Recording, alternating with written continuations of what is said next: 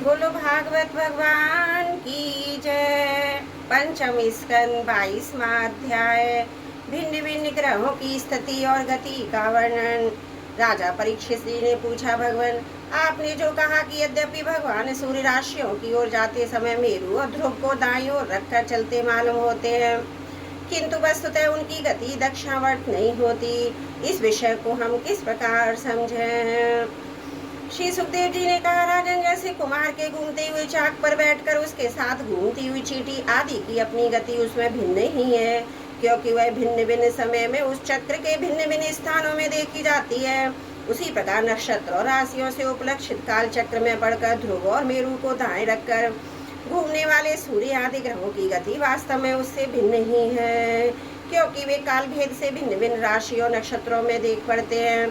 वेद और विद्वान लोग भी जिनकी गति को जानने के लिए उत्सुक रहते हैं, वे साक्षात आदि पुरुष भगवान नारायण ही लोगों के कल्याण और कर्मों की शुद्धि के लिए अपने वेद में विग्रह काल को 12 मासों में विभक्त कर बसंत आदि 6 ऋतुओं में उनकी यथा योग्य गुणों का विधान करते हैं। इस लोक में वर्णाश्रम धर्म का अनुसरण करने वाले पुरुष वेदत्रयी द्वारा प्रतिपादित छोटे बड़े कर्मों से इंद्रादि देवताओं के रूप में और योग के साधनों से अंतर्यामी रूप में उनकी श्रद्धा पूर्वक आराधना करके सुगमता से ही परम पद प्राप्त कर सकते हैं। भगवान सूर्य संपूर्ण लोगों के आत्मा हैं। वे पृथ्वी और धूलोक के मध्य में स्थित आकाश मंडल के भीतर काल चक्र में स्थित होकर 12 मासों में भोगते हैं, जो सब संसार के अवयव हैं और मेष और राशियों के नाम से प्रसिद्ध है। इनमें से प्रत्येक मास चंद्रमा से शुक्ल और कृष्ण 2 पक्ष का, पितृमान 1 रात और 1 दिन का तथा सौरमान से 2.25 नक्षत्र का बताया जाता है। जितने काल में सूर्य देव इस संवत्सर का 6ठा भाग भोगते हैं, उसका ये अवयव ऋतु कहा जाता है। आकाश में भगवान सूर्य का जितना मार्ग है, उसका आधा वे जितने समय में पार कर लेते हैं, उसे अयन कहते हैं, तथा जितने समय में वे अपनी मंद तीव्र और समान गति से स्वर्ग और पृथ्वी मंडल के सहित पूरे आकाश का चक्कर लगा जाते हैं, उसे अवंतर भेद से सब संतर और परिवत्सर और इड़ावत्सर, अनुवत्सर अथवा वत्सर कहते हैं। इसी प्रकार सूर्य की किरणों से 1 लाख योजन ऊपर चंद्रमा, उसकी चाल बहुत तेज है, इसलिए वह सब नक्षत्रों से आगे रहता है। यह सूर्य के 1 वर्ष के मार्ग को 1 मास में, 1 मास के मार्ग को 2.25 दिनों में और 1 पक्ष के मार्ग को 1 ही दिन में तय कर लेता है। यह कृष्ण पक्ष में क्षीण होती हुई कलाओं के पितृगण के और शुक्ल पक्ष में बढ़ती हुई कलाओं से देवताओं के दिन रात का विभाग करता है, तथा 30-30 मुहूर्तों में 1-1 नक्षत्र को पार करता है। अन्न में अमृतमय होने के कारण यही समस्त जीवों का प्राण और जीवन है। ये जो 16 कलाओं से युक्त मनोमय अन्नमय अमृतमय पुरुष स्वरूप भगवान चंद्रमा है, ये ही देवता पितर मनुष्य और भूत पशु पक्षी सरीसृप और आदि वृक्ष आदि समस्त प्राणियों के प्राणों का पोषण करते हैं, इसलिए इन्हें सर्वमय कहते हैं। चंद्रमा से 3 लाख योजन ऊपर अभिजित के सहित 28 नक्षत्र भगवान ने इन्हें काल चक्र में नियुक्त कर रखा है, अतः ये मेरु को दाईं ओर रखकर घूमते रहते हैं। इनमें से 2 लाख योजन ऊपर शुक्र दिखाई देता है। यह सूर्य की शीघ्र मंद्र और समान गतियों के अनुसार उन्हीं के समान कभी आगे कभी पीछे और कभी साथ साथ रहकर चलता है। यह वर्षा कराने वाला ग्रह है, इसलिए लोगों के प्राय सर्वदा ही अनुकूल रहता है। इसी की गति से ऐसा अनुमान होता है कि यह वर्षा रोकने वाले ग्रह को शांत कर देता है। शुक्र की गति के साथ साथ बुध की भी व्याख्या हो गई। शुक्र के अनुसार ये बुध की गति भी समझ लेनी चाहिए। यह चंद्रमा का पुत्र शुक्र से 2 लाख योजन ऊपर है। यह प्राय मंगलकारी ही है, किंतु जब सूर्य की गति का उल्लंघन करके चलता है, तब यह अधिक आंधी बादल सूखे भय की सूचना देता है। इससे 2 लाख योजन ऊपर मंगल है। ये यदि वक्र गति से ना चले तो 1-1 राशि को 3-3 पक्ष में भोगता हुआ 12 राशियों को पार करता है। शुभ ग्रह प्राय मंगल का सूचक है। इसके ऊपर 2 लाख योजन की दूरी पर भगवान बृहस्पति जी हैं। ये यदि वक्र गति से ना चले तो 1-1 राशि को 1-1 वर्ष में भोगते हैं। ये प्राय ब्राह्मण कुल के लिए अनुकूल रहते हैं। बृहस्पति से 2 लाख योजन ऊपर शनिश्चर दिखाई देते हैं। 30-30 महीने तक 1-1 राशि में रहते हैं, अतः इन्हें सब राशियों को पार करने में 30 वर्ष लग जाते हैं। ये प्राय सभी के अशांति कारक है। इनके ऊपर 11 लाख योजन की दूरी पर कश्यप आदि सप्तऋषि दिखाई देते हैं। ये सब लोगों की मंगल कामना करते हुए भगवान विष्णु के परम पद ध्रुव लोक की प्रदक्षिणा करते रहते हैं। बोलो भागवत भगवान की जय। पंचम स्कंद 22वां अध्याय समाप्त। त्रुटियों के लिए क्षमा प्रार्थी हूँ। बोलो भागवत भगवान की जय। पंचम स्कंद 23वां अध्याय शिशुमार चक्र का वर्णन। श्री सुखदेव जी कहते हैं, राजन सप्तऋषियों में 13 लाख योजन ऊपर ध्रुव लोक है। इसे भगवान विष्णु का परम पद कहते हैं। यहाँ उत्तानपाद के पुत्र परम भक्त ध्रुव जी विराजमान है। अग्नि, इंद्र, प्रजापति, कश्यप, धर्म, ये सब एक साथ अत्यंत आदर पूर्वक इनकी प्रदक्षिणा करते रहते हैं। अब भी कल पर्यंत रहने वाले लोग इन्हीं के आधार स्थित हैं। इनका रस लोक का प्रभाव हम पहले चौथे स्कंद में वर्णन कर चुके हैं। सदा जागते रहने वाले अव्यक्त गति भगवान काल के द्वारा जो ग्रह, नक्षत्र आदि ज्योतिर्गण निरंतर घुमाए जाते हैं, भगवान ने ध्रुव लोक को ही इन सब के आधार स्तंभ रूप से नियुक्त किया है। अतः एक ही स्थान में रहकर सदा प्रकाशित होता है। जिस प्रकार दाएं चलाने के समय अनाज को कूदने वाले पशु छोटी बड़ी मध्यम रस्सी में बंधकर क्रमशः निकट, दूर और मध्य में रहकर खंबे के चारों ओर मंडल बांध कर घूमते रहते हैं, उसी प्रकार सारे नक्षत्र और ग्रह गण बाहर भीतर के क्रम से इस काल चक्र में नियुक्त होकर ध्रुव लोक का ही आश्रय लेकर वायु की प्रेरणा से कल्प के अंत तक घूमते रहते हैं।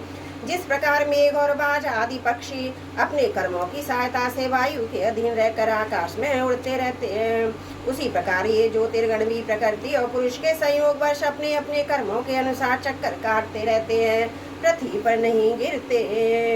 कोई कोई पुरुष भगवान की योग माया के आधार पर स्थित ज्योतिष चक्र का शिशुमार के रूप में वर्णन करते हैं। ये शिशुमार कुंडली मारे हुए है। इसका मुख नीचे की ओर है। इसकी पूंछ के सिरे पर ध्रुव स्थित है। पूंछ के मध्य भाग में प्रजापति, अग्नि, इंद्र और धर्म है। पूंछ की जड़ में धाता और विधाता है। इसके कटी प्रदेश में सप्तऋषि है। यह शिशुमार दाहिनी ओर को सिकुड़कर कुंडली मारे हुए है। ऐसी स्थिति में अभिजित से लेकर पुनर्वसु पर्यंत जो उत्तरायण के 14 नक्षत्र हैं, वे इसके दाहिने भाग में, पुष्य से लेकर उत्तरायण और पर्यंत जो दक्षिणायन के 14 नक्षत्र हैं, वे भाई भाग में। लोक में भी ये शिशुमार कुंडलाकार होता है, तब इसके दोनों ओर के अंगों की संख्या समान रहती है। उसी प्रकार यह नक्षत्र संख्या में भी समानता इसकी पीठ में अजी भी थी। और मूल, पूषा, आषाढ़ा और उत्तराषाढ़ा नाम के 3 नक्षत्रों का समूह है। उधर में आकाश गंगा है। राजन, इसके दाहिने और बाएं कटी तटों पे पुनर्वसु और पुष्य नक्षत्र है। पीछे के दाहिने और बाएं चरणों में आर्धा और आश्लेषा नक्षत्र है तथा दाहिनी और बाएं नथनों में क्रमशः अभिजीत और उत्तराषाढ़ा है। इसी प्रकार दाहिने और बाएं नेत्रों में श्रवण, पूर्वाषाढ़ा एवं दाहिने और बाएं कानों में घनिष्ठा और मूल नक्षत्र है। मघा आदि दक्षिणायन के 8 नक्षत्र बाई पसलियों में और विपरीत क्रम से मृगशिरा और उत्तरायण के 8 नक्षत्र दाहिनी पसलियों में। शतविषा और ज्येष्ठा, ये 2 क्रमशः नक्षत्र दाहिनी और बाएं कंधों की जगह। इसके ऊपर की धुधनी में अगस्त्य, नीचे की थोड़ी में नक्षत्र यम, मुखों में मंगल, लिंग प्रदेश में शनि, कुकुद में बृहस्पति, छाती में सूर्य, हृदय में नारायण, मन में चंद्रमा, नाभि में शुक्र, स्तनों में अश्वनी कुमार, प्राणों पान में बुध, गले में राहु, समस्त अंगों में केतु और उम में संपूर्ण तारागण स्थित है। राजन, ये भगवान विष्णु का सर्वदेव रूप स्वरूप है। इसका नित्य प्रति सायंकाल के समय पवित्र और मौन होकर दर्शन करते हुए चिंतन करना चाहिए तथा मंत्र का जप करते हुए भगवान की स्तुति करनी चाहिए। संपूर्ण ज्योतिर्गणों के आश्रय काल चक्र स्वरूप सर्वदेवाधिपति परम पुरुष परमात्मा का हम नमस्कार पूर्वक ध्यान करते हैं। ग्रह, नक्षत्र और तारों के रूप में भगवान का आदिदेविक रूप प्रकाशित हो रहा है। यह तीनों समय उपयुक्त मंत्र का जप करने वाले पुरुषों के पाप नष्ट कर देता है। जो पुरुष प्रातः, मध्याह्न और साय तीनों काल इनके से आदि देविक स्वरूप का नित्य प्रति चिंतन और बंधन करता है, उसके उस समय किए हुए पाप तुरंत नष्ट हो जाते हैं। बोलो भागवत भगवान की जय। पंचम स्कंद 23वां अध्याय समाप्त। त्रुटियों के लिए क्षमा चाहती हूँ। गुरु भागवत भगवान की जय। 24वां अध्याय। राहु आदि की स्थिति। अतलादि नीचे के लोगों का वर्णन। श्री सुखदेव जी कहते हैं, परीक्षित, कुछ लोगों का कथन है कि सूर्य से 10,000 योजन नीचे राहु नक्षत्रों के समान घूमता है। इसने भगवान की कृपा से देवत्व ग्रहत्व प्राप्त किया है। स्वयं सिंह का पुत्र असुराधम होने के कारण किसी प्रकार इस पद के योग्य नहीं है। इसके जन्मों कर्मों का हम आगे वर्णन करेंगे। सूर्य का जो अत्यंत तपता हुआ मंडल है, उसका विस्तार 10,000 योजन बतलाया जाता है। इसी प्रकार चंद्रमा मंडल का विस्तार 12,000 योजन है और राहु का 13,000 योजन। अमृत पान के समय राहु देवता के वेश में सूर्य और चंद्रमा के बीच में आकर बैठ गया था। उस समय सूर्य और चंद्रमा ने इसका भेद खोल दिया था। उस बैर को याद करके अमावस्या पूर्णिमा के दिन उन पर आक्रमण करता है। यह देखकर भगवान ने सूर्य चंद्रमा की रक्षा के लिए उन दोनों के पास अपने प्रिय आयुध सुदर्शन चक्र को नियुक्त कर दिया है। वह निरंतर घूमता रहता है, इसलिए राहु उसके असहते से उद्विग्न और चकित चित्त होकर मुहूर्त मात्र उनके सामने टिककर फिर सहसा लौट जाता है। उसके उतनी देर उनके सामने ठहरने को ही लोग ग्रहण कहते हैं। राहु से 10,000 योजन नीचे सिद्ध चारण विद्याधर आदि के स्थान है। उनके नीचे जहाँ तक की वायु की गति है, बादल दिखाई देते हैं। अंतरिक्ष लोक है, यक्ष राक्षस पिशाच प्रेत और भूतों का विहारी स्थल है। उससे नीचे 100 योजन की दूरी पर पृथ्वी है। जहाँ तक हंस गिद्धबाज और गरुण आदि प्रधान पक्षी उड़ सकते हैं, वहीं तक इसकी सीमाएं हैं। पृथ्वी के विस्तार स्थिति आदि का वर्णन तो हो ही चुका है। इसके भी नीचे अतल वितल सुतल तलातल महातल रसातल और पाताल नाम के 7 भूविवर भूर्ग स्थित विलया लोक है। ये एक के नीचे एक 10,000 योजन की दूरी पर स्थित है। इनमें से प्रत्येक की लंबाई चौड़ाई भी 10,000 योजन है। ये भूमि के बिल भी एक प्रकार के स्वर्ग ही है। इनमें स्वर्ग से भी अधिक विषय भोग है। ऐश्वर्य आनंद संतान सुख और धन संपत्ति है। यहाँ के वैभवपूर्ण भवन उद्यान और क्रीड़ा स्थलों में दैत्य दान और नाग तरह तरह की मायामयी क्रीड़ाएं करते हुए निवास करते हैं।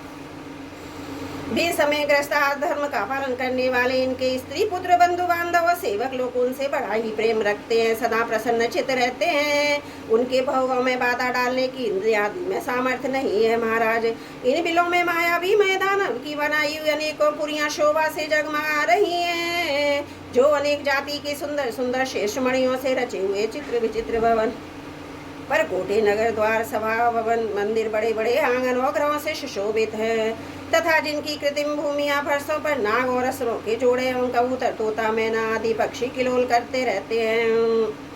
ऐसे पातालाधिपतियों के भव्य भवन उन पुरियों की शोभा बढ़ाते हैं। वहाँ के बगीचे भी अपनी शोभा से देवलोक के उद्यानों की शोभा को मात करते हैं। उनमें अनेकों वृक्ष, उनकी सुंदर डालियां, फल फूलों के गुच्छे कोमल कपोलों के बाहर से झुकी रहती हैं, तथा उन्हें तरह तरह की लताओं ने अपने अंग पाश से बांध रखा है। वहाँ जो निर्मल जल से भरे हुए अनेकों जलाशय, उनमें विविध विहंगों के जोड़े विलास करते रहते हैं।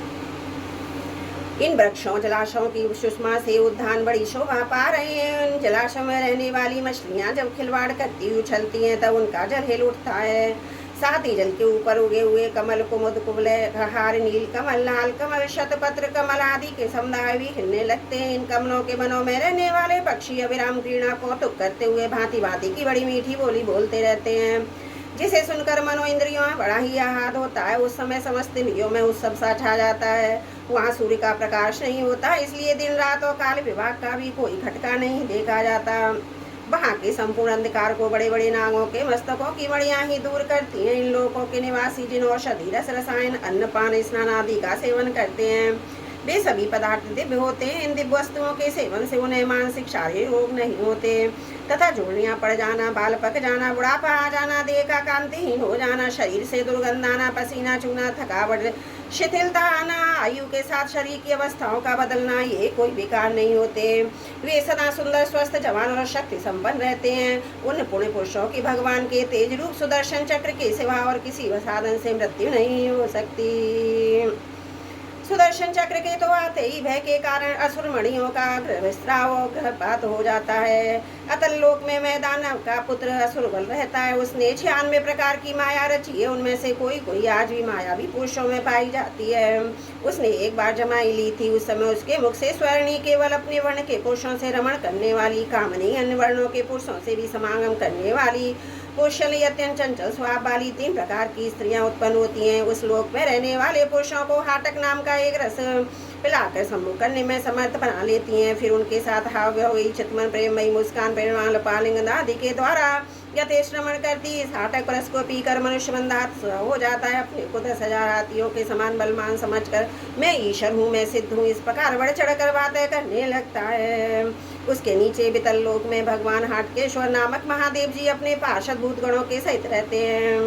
वे प्रजापति की षष्ठी की वृद्धि के लिए भवानी के साथ विहार करते हैं। उन दोनों के तेज से वहाँ हाट की नाम की एक श्रेष्ठ नदी निकली है। उसके जल को वायु से प्रज्वलित अग्नि बड़े उत्साह से पीता है। वह जो हाटक नाम का सोना थूकता है, उससे बने हुए आभूषणों को दैत्यराजों के अंतपुरों में स्त्री पुरुष सभी धारण करते हैं।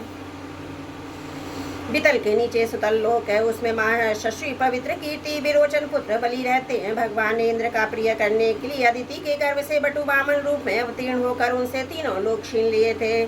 फिर भगवान की कृपा से ही उनका इस लोक में प्रवेश हुआ। यहाँ उन्हें जैसे उत्कृष्ट संपत्ति मिली हुई है, वैसी इंद्र आदि के पास भी नहीं है। अतः वे उन्हीं पूजितम प्रभु की अपनी धर्म अनुचरण द्वारा आराधना करते हुए आज भी निर्भयता पूर्वक रहते हैं। राजन संपूर्ण जीवों के नियंता मात स्वरूप परमात्मा भगवान वासुदेव जैसे पूजितम पवित्रतम पात्र के आने पर उन्हें परम श्रद्धा आदर के साथ स्थिर चित्त से दिए हुए भूमि दान का यही कोई मुख्य फल नहीं है कि बलि को सुतल लोक का ऐश्वर्य प्राप्त हो गया। वह ऐश्वर्य तो अनित्य है, किंतु वह भूमि दान तो साक्षात मोक्ष का ही द्वार है। भगवान का तो छींकने गिरने फिसलने के समय वह वश होकर एक बार नाम लेने से भी मनुष्य सहसा कर्म बंधन को काट देता है, जबकि मोक्ष लोग इस कर्म बंधन को योग साधना आदि अन्य उपायों का आश्रय लेकर बड़े कष्ट से कहीं काट पाते हैं। अतएव अपने संयमी भक्तों ज्ञानियों को स्वरूप प्रदान करने वाले समस्त प्राणियों के आत्मा श्री भगवान को आत्मभाव से किए हुए भूमि दान का यह फल नहीं हो सकता।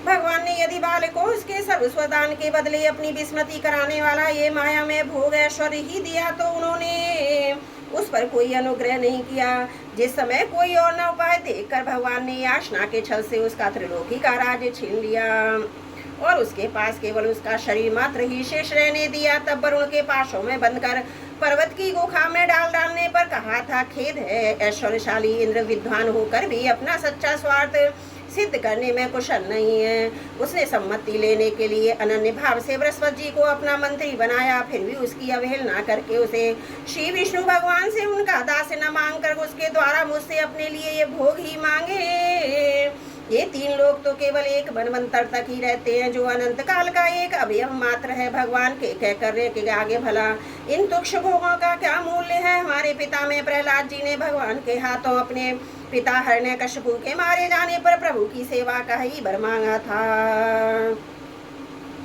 भगवान देना भी चाहते तो भी उससे दूर करने वाला समझकर उन्होंने अपने पिता का निष्कंटक राज्य लेना स्वीकार नहीं किया। वे बड़े महानुभाव थे, मुझ पर तो ना भगवान की कृपा ही है और ना मेरी वासनाएं ही शांत हुई है। फिर मेरे जैसा कौन पुरुष उनके पास पहुंचने का साहस कर सकता है।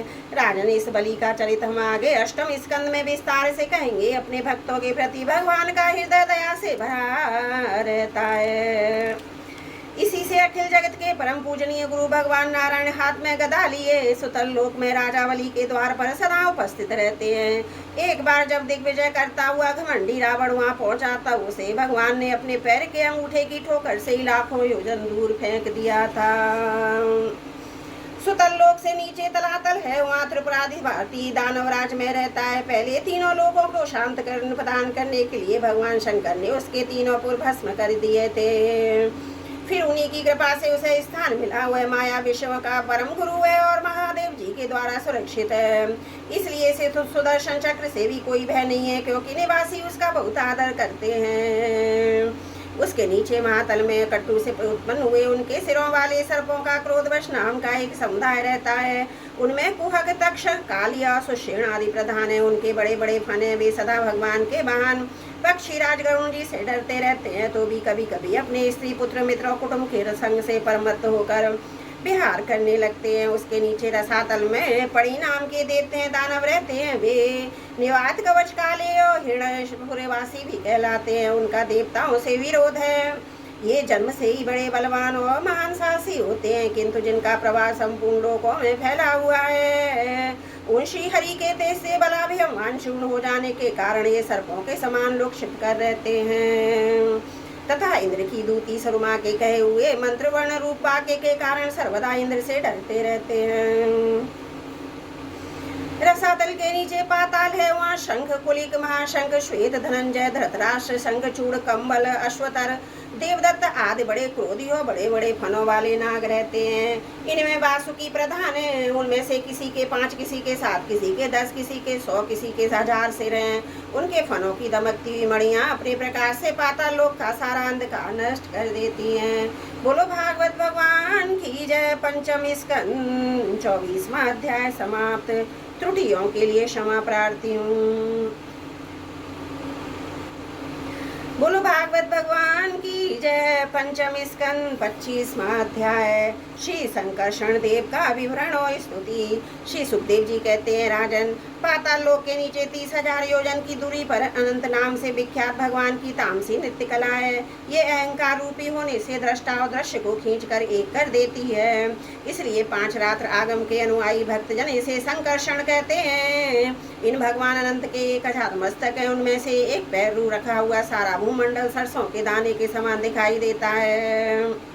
प्रलय काल उपस्थित होने पर जब इन्हें विश्व का उपसंहार करने की इच्छा होती है, तब इनकी क्रोधवश घूमती हुई मनोवर भ्रकुटियों के मध्य भाग से संकर्षण नामक रुद्र प्रकट होते हैं। उनकी व्यू संख्या 11 है। वे सभी नेत्र वाले होते हैं, हाथ में 3 नौकों वाले शूल लिए रहते हैं। भगवान संकर्षण के चरण कमलों के गोल गोल स्वच्छ और अरुण वर्ण मणियों की पंक्तियों के समान दे दीप्यमान है।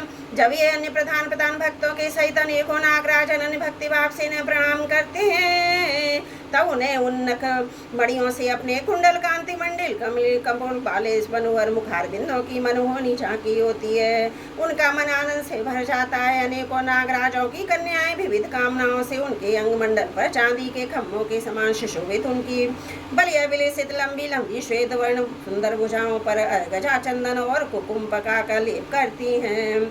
उस समय अंग स्पर्श से मथित हुए उनके हृदय में काम का संचार होता है। तभी उनके मधुविहल शंकर अरुण नयन कमलों से सुशोभित तथा प्रेम से मुदित मुखारविंद की ओर मधुर मनोहर मुस्कान के साथ सलज्ज भाव से न्यारीती हैं। वे अनंत गुणों के सागर आदिदेव भगवान अनंत अपने अमर असरशीलता और दूर उसके वेग के रोके हुआ समस्त लोगों के कल्याण के लिए विराजमान हैं। देवता असुर नाग सिद्ध गंधर्व विद्याधर मुनिगण भगवान आनंद का ध्यान किया करते हैं। उनके नेत्र निरंतर प्रेम मद से मुदित चंचल और विहल रहते हैं। वे सुलभित वचनाव्रत और पार्षद और देवयूथ को संतुष्ट करते रहते हैं। उनके अंग पर नीलांबर कानों में केवल एक कुंडल जगमगाता रहता है तथा उनका सुबग और सुंदर हाथ हल्की मुठ पर रखा रहता है। वे उदार लीला में भगवान संकर्षण गले में वैजंती माला धारण किए रहते हैं, जो साक्षात इंद्र के हाथी ऐरावत के गले में पड़ी सुवर्ण की श्रृंखला के समान जान पड़ती है, जिसकी कांति कभी फीकी नहीं पड़ती। ऐसी नवीन तुलसी की ग्रंथ और मधुर मकरंद से उन्मत्त हुए भौरे निरंतर मधुर गुंजार करके उनकी शोभा बढ़ाते रहते हैं।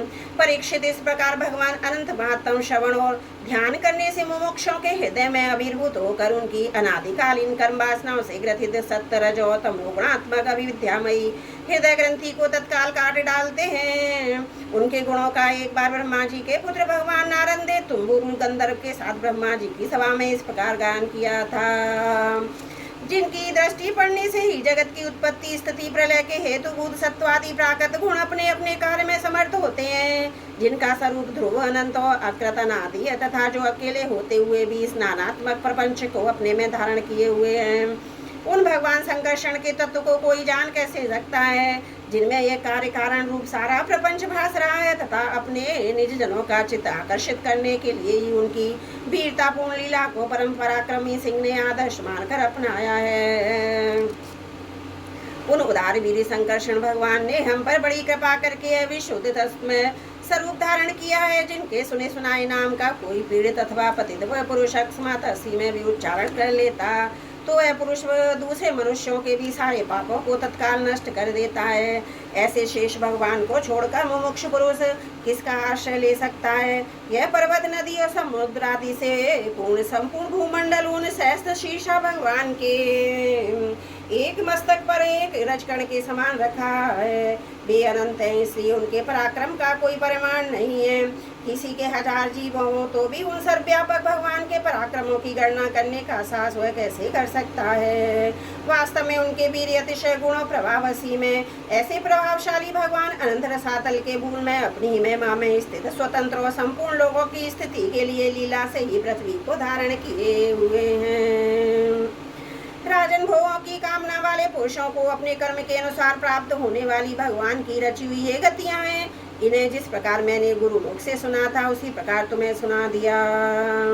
मनुष्य को प्रवृत्ति रूप धर्म के परिमाण में प्राप्त होने वाली परस्पर विलक्षण ऊंची नीची गतियां भी इतनी हैं। इन्हें तुम्हारे प्रश्न के अनुसार मैंने सुना दिया।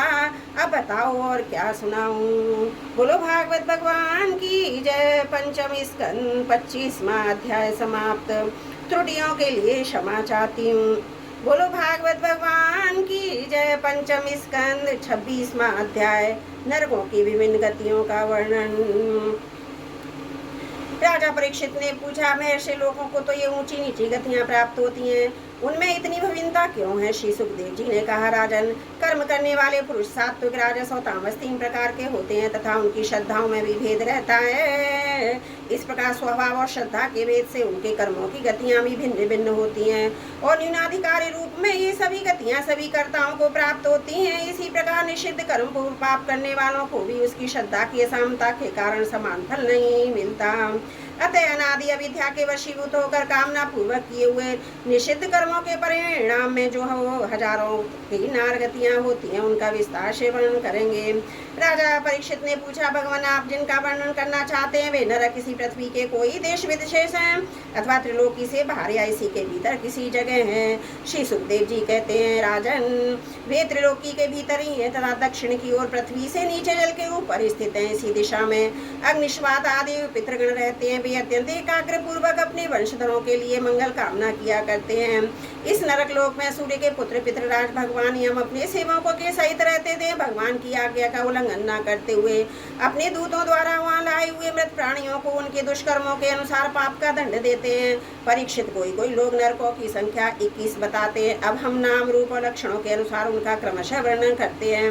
उनके नाम है तामित्र, अंधातुमित्र, रौरव, महारौरव, कुंभ, विपाक, काल सूत्र, अशिपत्र, वन, सुकर्मुख, अंधकूप, क्रमि भोजन, संदंश, तप्त, सूर्वी, वज्रकंठन, शालमली, बैतरणी, पियोद, बारोद, विश्लन, लाला, भक्ष, सार में आदन, अभिचियो है पान, इनके सिवा छार, करदम, रजोगण भोजन और शूल, प्रोत, दर्शन, शुक, अवट, निरोधन, पर्यावर्तन और सूची मुखी, 7 और मिलाकर कुल 28 नरक तरह तरह की आत्माओं को भोगने के लिए स्थान है। जो पुरुष दूसरों के धन, संतान और स्त्रियों का हरण करता है उसे अत्यंत भयानक यमदूत काल पाश में बांधकर बलात्कार नरक में गिरा देते हैं।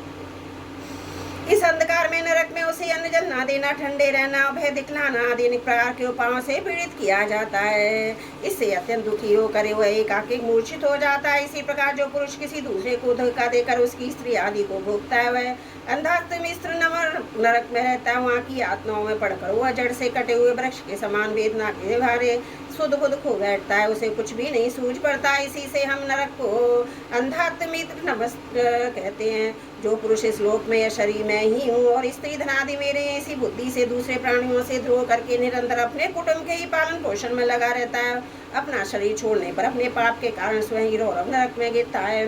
इस लोक में उसने जीवों को जिस प्रकार कष्ट पहुंचाया होता है, पर लोक में यम यातना का समय आने पर वे जीव रूरू होकर उसी प्रकार कष्ट पहुंचाते हैं। इसलिए इस नरक का नाम रौरव है। रूरू सर्प से भी अधिक क्रूर स्वभाव वाले एक जीव का नाम है। ऐसा ही महारौरव नरक है। इसमें वो व्यक्ति जाता है जो किसी की परवाह न कर केवल अपने ही शरीर का पोषण करता है।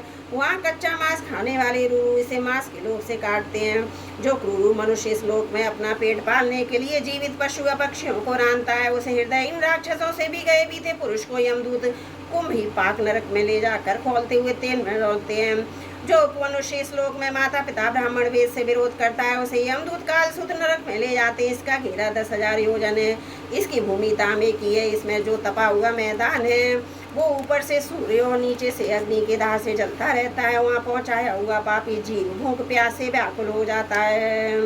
उसका शरीर बाहर भीतर से जलने लगता है, उसकी बेचैनी यहाँ तक बढ़ती है कि कभी बैठता है, कभी लेटता है, कभी झटपटाता है, कभी खड़ा होता है, कभी इधर उधर दौड़ने लगता है। इस प्रकार इस नर के पुरुष के शरीर में जितने रोम होते हैं उतनी 1000 वर्ष तक उसकी यह दुर्गति होती रहती है। जो पुरुष किसी प्रकार की आपत्ति न होने पर भी अपने वैदिक कार्य को छोड़कर अन्य पाखंडपूर्ण धर्मों का आश्रय लेता है, उसे यमदूत अश्रित पत्र वन नरक में ले जाकर कीड़ों से मारते हैं। जब मारकर बचने के लिए इधर उधर दौड़ने लगता है तब उसके सारे अंग तालवन की तलवार के समान पहने पत्तों से, जिनमें दोनों धारें होती हैं, टूक टूक होने लगते हैं। तब वह अत्यंत वेदना से हाय में मरा इस प्रकार चिल्लाता हुआ पद पद पर मूर्छित होकर गिरने लगता है। अपने धर्म को छोड़कर पाखंड मार्ग में चलने वाले इस प्रकार अपने कुकर्म का फल भोगना पड़ता है। इस लोक में जो पुरुष राजा या राज कर्मचारी होकर किसी निरपराध मनुष्य को दंड देता है अथवा ब्राह्मण को शरीर दंड देता है, वह महापापी मरकर सुकर्मुख नरक में जाता है। वहाँ जब महाबली यमदूत उसके अंगों को कुचलते हैं तब वह कोलू में फेरे जाते हुए गन्नों के समान पीड़ित होकर जिस प्रकार इस लोक में उसके द्वारा सताए हुए निरपराध प्राणी चिल्लाते और रोते हैं, उसी प्रकार कभी आठ से स्वर से चिल्लाता है, कभी मूर्छित हो जाता है। जो पुरुष इस लोक में खटमल आदि जीवों की हिंसा करता है उससे द्रोह करने के कारण अंधकूप में नरक में गिरता है, क्योंकि स्वयं भगवान ने ही रक्तपान आदि इनकी वृत्ति बना दी है। इन्हें इसके कारण दूसरों को कष्ट पहुंचाने का ज्ञान नहीं है, किंतु मनुष्य की वृत्ति भगवान से विधि निषेध पूर्वक बनाई है, उसे दूसरों के कष्ट ज्ञान भी है। वहाँ में पशु मृग पक्षी सांप और रेंगने वाले जंतु मच्छर जो खटमल और मक्खी आदि जीव उनमें से उसे द्रोह किया था वो सब ओर से काटते, इससे उसकी निंद्रा और शांति भंग हो जाती है। स्थान न मिलने पर भी बेचैनी के कारण उस घोर अंधकार में इस प्रकार भटकता हुआ से रोगग्रस्त शरीर में जीव छटपटाता रहता है। जो मनुष्य श्लोक में बिना पंच महायज्ञ किए हुए जब कुछ मिले उसे बिना किसी दूसरे को दिए स्वयं ही खा लेता है, उसे कोये के समान कहा जाता है। परलोक में क्रमी भोजन नामक निकृष्ट नगर में रहता है। वहाँ 1 लाख योजन लंबा चौड़ा एक कीड़ों का कुंड है, उसी में से कीड़ा बनकर रहना पड़ता है। जब तक अपने पापों का प्रायश्चित न करने वाले उस पापी के बिना दिए हुए हवन किए हुए खाने दोष का अच्छी तरह शोधन नहीं कर, तब तक उसी में पड़ा पड़ा कष्ट भोगता रहता है। वहाँ कीड़े उसे नोचते हैं और कीड़ों को खाता है। राजन, इस लोक में जो व्यक्ति चोरी या बरजोरी से ब्राह्मण के अथवा आपत्ति का समय न होने पर किसी प्रकार के पुरुष सुवर्ण और रत्न आदि का हरण करता है, उसे मरने पर यमदूत संदर्श नामक नरक में ले जाकर तपाए हुए लोहे के कानों से ढाकते हैं और सरसी से उसकी खाल नोचते हैं। इस लोक में यदि कोई पुरुष अगम्य स्त्री के साथ संभोग करता है अथवा कोई स्त्री अगम पुरुष से व्यभिचार करती है तो यमदूत उसे तप्त सूर्मी नामक नरक में ले जाकर कोड़ों से पीटते हैं तथा पुरुष को तपाए हुए लोहे की स्त्री मूर्ति से स्त्री को तपाई हुए पुरुष प्रतिमा से आलिंगन कराते हैं। जो पुरुष इस लोक में पशुओं सभी के साथ व्यभिचार करता है उसे मृत्यु के बाद यमदूत वज्र कष्ट शाल मिली नरक में गिराते हैं। वज्र के समान कठोर कांटों वाले सेमर के वृक्ष पर चढ़ाकर फिर नीचे की ओर खींचते हैं। जो राजा या राजपुरुष इस लोक में श्रेष्ठ कुल में जन्म पाकर भी धर्म की मर्यादा का उच्छेद करते हैं, वो उसे मर्यादा अतिक्रमण के कारण मरने पर बैतरणी नदी में पटके जाते हैं। नदी रथों की खाई समान है, उसमें मल मूत्र भी रक्त केश नक हड्डी चबी मांस मज्जा आदि गंदी चीजें भरी हैं। गिरने पर इधर उधर से जल के नीचे नोचते हैं, किंतु इससे उनका शरीर नहीं छूटता। पाप के कारण प्राणों से बैन किए जाते हैं। वे उस दुर्गति को अपनी करनी का फल समझकर मन ही मन संतप्त होते रहते हैं। जो लोग सोच और आचार के नियमों का परित्याग कर लज्जा को तिलांजलि देकर इस लोक में शूद्राओं के साथ संबंध गांठ कर पशुओं के समान आचरण करते हैं, वे भी मरने के बाद भी विष्ठा मूत्र कपोपल से प्योद नामक समुद्र में गिर कर अत्यंत घृणित वस्तुओं को भी खाते हैं। इस लोक में जो ब्रह्मांडी वर्ण के लोग कुत्ते या गधे पालते हैं, शिकार आदि में लगे रहते हैं, शास्त्र के विपरीत पशुओं का वध करते हैं, मरने के पश्चात वे प्राण रोदन नरक में डाले जाते हैं। वहाँ यमदूत उन्हें लक्ष्य बनाकर बाणों से बीनते हैं। जो पाखंडी लोग पाखंड पूर्ण यज्ञों में पशुओं का वध करते हैं उन्हें परलोक में वैशज विसर्जन और नगर में जाकर नरक में डालकर वहाँ के अधिकारी बहुत पीड़ा देकर काटते हैं। जो द्विज कामातुर होकर अपनी सुवर्ण भार्यों को वीरपान कराता है, उस पापी को मरने के बाद यमदूत वीर की लक्षिला नगर में डालकर भी लाते हैं। जो लोग कोई चोर राजा राजपुरुष लोक में किसी के घर में आग लगा देते हैं, किसी को विष दे देते हैं, गाँव व्यापारियों की टोलियों को लूट लेते हैं, उन्हें मरने के पश्चात सार में आदर नामक नरक में बच्चे किसी दाढ़ी वाला 720 यमदूत कुत्ते बनकर बड़े वेग से काटते रहते हैं। इस लोक में जो पुरुष किसी की गवाही देने में व्यापार में अथवा दान के समय किसी भी तरह झूठ बोलता है, वह मरने पर आधार शून्य अवीचीमान नरक में पड़ता है। वहाँ उसे 100 योजन ऊंचे पहाड़ के शिखर से नीचे को सिर करके गिराया जाता है। उस नरक की पत्थर की भूमि जल के समान जान पड़ती है, इसलिए इसका नाम अभिचिमान है। वहाँ गिराए जाने से उसके शरीर के टुकड़े टुकड़े हो जाने पर भी प्राण नहीं निकलते, इसलिए इसे बार बार ऊपर ले जाकर पटका जाता है। जो ब्राह्मण अथवा ब्राह्मणी अथवा व्रत में स्थित कोई भी प्रमादवश बदमाल करता है, क्षत्रिय वैश्य सोमपान करता है, उन्हें यमदूत यह पान नाम के नरक में ले जाते हैं। उनकी छाती पर पैर रखकर उनके मुंह में आग से गलाया और लोहा डालते हैं। जो पुरुष इस लोक में निम्न श्रेणी का होकर भी अपने को बड़ा मानने के कारण जन्म तप विद्या आचार वर्ण आश्रम में अपने से बड़ों का विशेष सत्कार नहीं करता, वह जीता हुआ भी मरे के ही समान है। उसे मरने पर छाड़ कर दम नाम के नरक में नीचे को सिर करके गिराया जाता है। वहाँ उसे अनंत पीड़ाएं भोगनी पड़ती हैं। जो पुरुष इस लोक में नर विधादि के द्वारा भैरव यक्ष राक्षस आदि का यजन करते हैं, स्त्रियां पशुओं के समान पुरुषों को खा जाते, उन्हें पशुओं की तरह मारे हुए पुरुष यमलोक में राक्षस होकर तरह तरह की यातना देते हैं। रक्षोगण भोजन नामक नरक में कसाईयों के समान कुल्हाड़ियों से काट काट कर उसका लोग पीते हैं, तथा जिस प्रकार वे मांस भोजी पुरुष इस लोक में उनका मांस भक्षण करके आनंदित होते हैं, उसी प्रकार वे भी उसका रक्तपान करते हुए आनंदित होकर नाचते गाते हैं। इस लोक में जो लोग बनिया गांव के निरपराध जीवों को भी सभी अपने प्राणों को रखना चाहते हैं, तरह तरह के उपायों से फुसलाकर अपने पास बुला लेते हैं, फिर उन्हें कांटे से बेध कर रस्सी से बांधकर खिलवाड़ करते हुए तरह तरह की पीड़ा देते हैं।